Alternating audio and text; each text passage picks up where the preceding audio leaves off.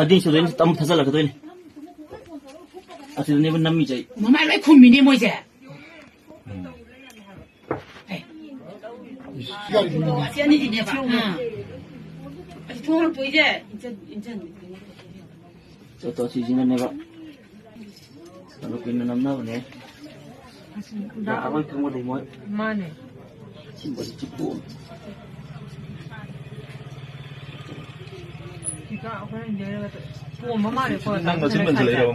ꯌꯦꯡꯉꯣ ꯁꯤꯅꯦ ꯍꯥꯏꯁꯦ ꯑꯩ ꯎꯗ꯭ꯔꯦꯗꯅ ꯉꯛ 이나그래 ꯑꯃ 인절래 ꯉꯛ 이나그래 또 ꯊꯧꯅꯒꯤꯗ 세 15양하이 똥보다 얼마 오 형네 양파지 형네 뭐 인전나라 나로 갖고 있는데 나오려고 한다 마 빨리 너 아까 세도디 자, 심이야, 지 타고 오너지니. 나 이제 타고 하려면 되고.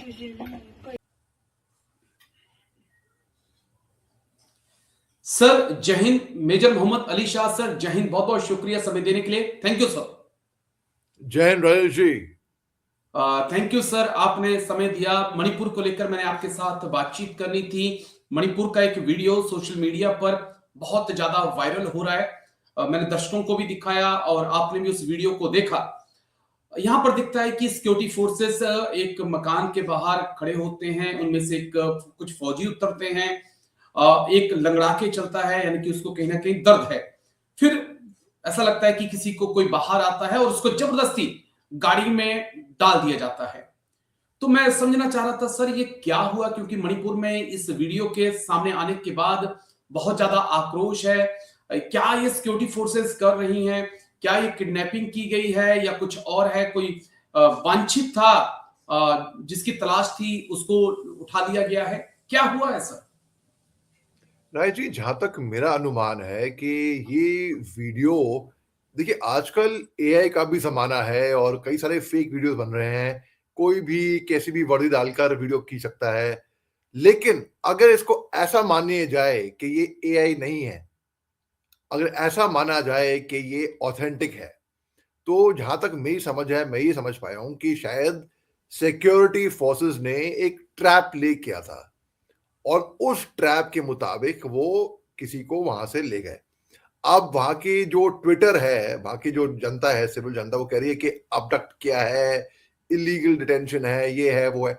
अगर उसको माना जाए तो पहली बात तो मैं इल्तिजा करूंगा, दरखास्त करूंगा, जितने भी हमारे सिक्योरिटी फोर्सेस हैं वहां पर, मैं आप बड़ा अच्छा काम कर रहे हैं, आपकी दाग देता हूं। आपने सच में अपनी जान की परवाह करे बगैर, अपनी जान की बाजी लगाकर, अपनी जान जोखिम में डालकर अपने परिवार से दूर दराज इलाकों में आप सर्विस कर रहे हैं।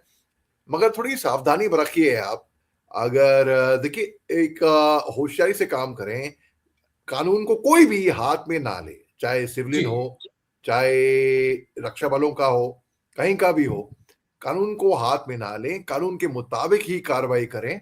और क्योंकि आज की तारीख में क्या है ना कि सीसीटीवी हर जगह पे लग गए हैं, मोबाइल कैमरा सबके पास में है, कौन किधर किसका कहां पे वीडियो, मैं इसकी बात नहीं कर रहा हूं, इस इंसिडेंट की बात नहीं कर रहा हूं, अलग से बात कर रहा हूं कि अगर कोई गैर कानूनी काम करे भी, चाहे कोई भी हो, सुरक्षा बलों का हो, सिविलियन हो, कोई भी आम इंसान हो, नागरिक हो, तो आप पहली बात तो गैर कानूनी काम करिए ही मत, क्योंकि आप सोच रहे हैं कि आप निकल जाएंगे। ना ना ना, आप पे निगाह रखी जा रही है और आप घिराव में आओगे, पक्का आओगे, 100% आओगे। ये बात लिख के ले लीजिए आप मेरे से, क्योंकि इससे तो नाराजगी बढ़ेगी सर अगर आप इस प्रकार की घटनाएं करेंगे।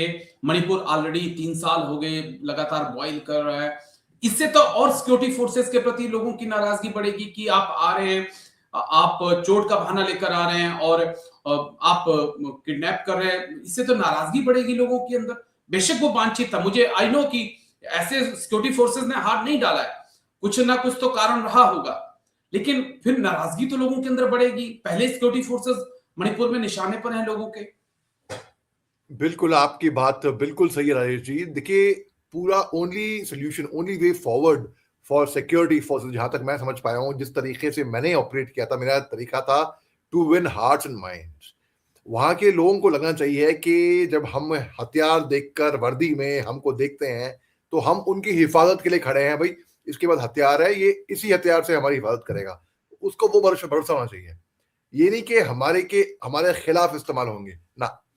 तो जब लोगों की भाषा बोल पाओगे, मैंने वहां की जी भाषा सीखी, बहुत बहुत डायलेक्ट सीखे हैं मैंने वहां के।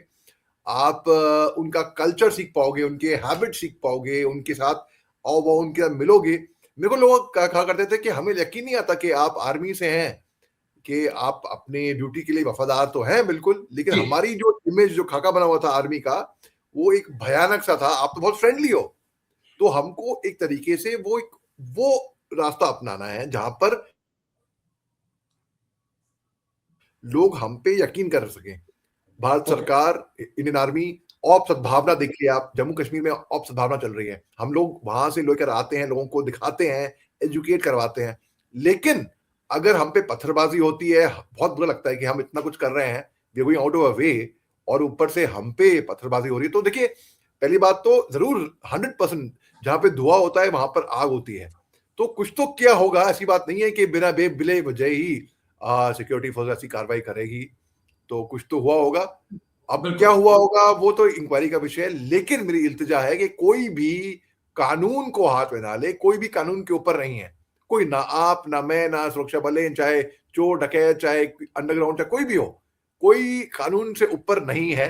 चाहे जुडिशरी क्यों ना हो, कानून से ऊपर कोई भी नहीं है। कानून को मद्देनजर रखते हुए ही कार्रवाई करें। जी जी एक सवाल और, क्योंकि क्या मणिपुर की जो जनता है, चाहे कुकी, माइते, नगाज, जो भी वहां पे रहते हैं, क्या वो फंस गए हैं बीच में? एक तरफ देखिए माइते के अपने कुछ आतंकी संगठन है, कुकी के कुछ अपने आतंकी संगठन है, उन लोगों का प्रेशर आम जनता के ऊपर है कि भाई रेवेन्यू भी चाहिए, सपोर्ट भी उनका चाहिए, और दूसरी तरफ सिक्योरिटी फोर्सेस का भी एक प्रेशर है कि आप किसी भी उग्रवादी को जगह नहीं देंगे, उसके बारे में हमें बताइए। तो बीच में इस वक्त क्या मणिपुर की आवाम फंसी हुई है या पिस रही है? हाँ बिल्कुल, देखिए सिविलियंस जो हैं फंसे हुए हैं। अगर मैं सिविलियन हूं और मैं सपोर्ट नहीं करता हूं अंडरग्राउंड को, और अगर मेरे घर पे कोई हथियार लेकर आता है और हथियार की नोक पर मेरे को कहता है रोटियां सेको, रात को रुकने का बंदोबस्त करो, और नहीं तो हम गोली मार देंगे, तो मजबूरन करना पड़ेगा। हालांकि मैं दिल से सपोर्ट नहीं करता हूं, और बाद में वही कार्रवाई मेरे को फंसाएगी। सुरक्षा बलें आके मेरे से पूछेंगी, आपने पनाह कैसे दी, आपने खाना कैसे दिया, आपने हमें इन्फॉर्म क्यों नहीं करा। तो बिल्कुल, जो इंसान वहां पर है, जिस पे बीतती है, उसी को समझ में आता है, कि उसी को पता होता है क्या होता है। लेकिन इसको भी डील करने का एक तरीका है, टैक्टफुली, बहुत ही एक शार्प टाइट रोप वॉक करनी पड़ेगी। बहुत ट्रिकी है, लेकिन नामुमकिन नहीं है राजेश जी, इसको सुलझाना नामुमकिन नहीं है। जी जी बस मेरा आखिरी सवाल, जिस प्रकार से हमने 1 जनवरी को सेलिब्रेशन की तस्वीरें देखी, जहां पर कुकी, माइते के जो मिलिट्री, जो भी आतंकी संगठन है, उनके पास जो वेपन थे, क्योंकि वहां पर राष्ट्रपति शासन लगने के बाद जिस प्रकार से वेपन का सरेंडर हुआ, एक बार तो लगा कि यार अब शांति आ जाएगी। ऐसा लगता है कि नहीं, जो सरेंडर किए गए वो जंग लगे हथियार थे, जो असली हथियार थे उनको इन संगठनों ने अपने पास रखा है। जी राजेश जी, देखिए, जो सरेंडर, जो हथियार वापस लौटाए, मैंने अनुमान तौर पे अंदाजा लगाया है, ये हंटिंग वेपन से, ये लाइट वेपन से, जैसे कि .22 हो गई, 303 राइफल हो गई, या 12 बोर हो गई, या शॉटगन हो गई, या इस तरीके के जो ऑटोमेटिक्स थे, बहुत कम जमा हुए थे, बहुत कम, बहुत ही ज्यादा कम। और जो ऑटोमेटिक्स हैं, जो डेडली वेपन है, जो घातक हथियार हैं, वो अब तक सर्कुलेट हो रहे हैं मणिपुर के अंदर। और ये बहुत ही खतरनाक बात है सोसाइटी के लिए। और जी हाँ, इससे हमें सावधान रहना पड़ेगा। लेकिन मेरे को ताज्जुब होता है कि इतनी सुरक्षा बलें होने के बावजूद भी, army, Assam rifles, BSF, CRPF, paramilitary होने के बावजूद भी, कैसे सरेआम, जैसे कि हमने 1 जनवरी का वीडियो देखा, वो 31 क्रिसमस ईव या ये न्यू ईयर ईव का, कैसे खुलेआम हथियार लेके घूम रहे हैं वर्दी में, कैसे गोलियां मार रहे हैं आसमान में, कैसे जब मुइवा आता है, कैसे उनके बॉडीगार्ड हथियार लेकर घूम रहे हैं, जैसे कि कोई डेजिग्नेटेड ऑफिशियल, कोई बॉडीगार्ड किसी के जा रहे हो, कोई कमांडोज जा रहे हो। तो ये कैसे हो रहा है सुरक्षा बलों के होने के बावजूद भी? तो इस पे थोड़ा और कसना होगा राजेश जी। मुझे लगता है थोड़ा सा पेज को और कसने की जरूरत है, लेकिन शुक्रिया। जो कुछ मणिपुर में हो रहा है सर वो बहुत हैरान करने वाला है। हम उम्मीद कर रहे थे शांति आएगी, लेकिन मुझे लगता है कि अभी वक्त लगेगा। शुक्रिया, बहुत बहुत शुक्रिया major Mohammad Ali Shah sir. Thank you. जय हिंद, टेक केयर सर। जय हिंद। Thank you sir.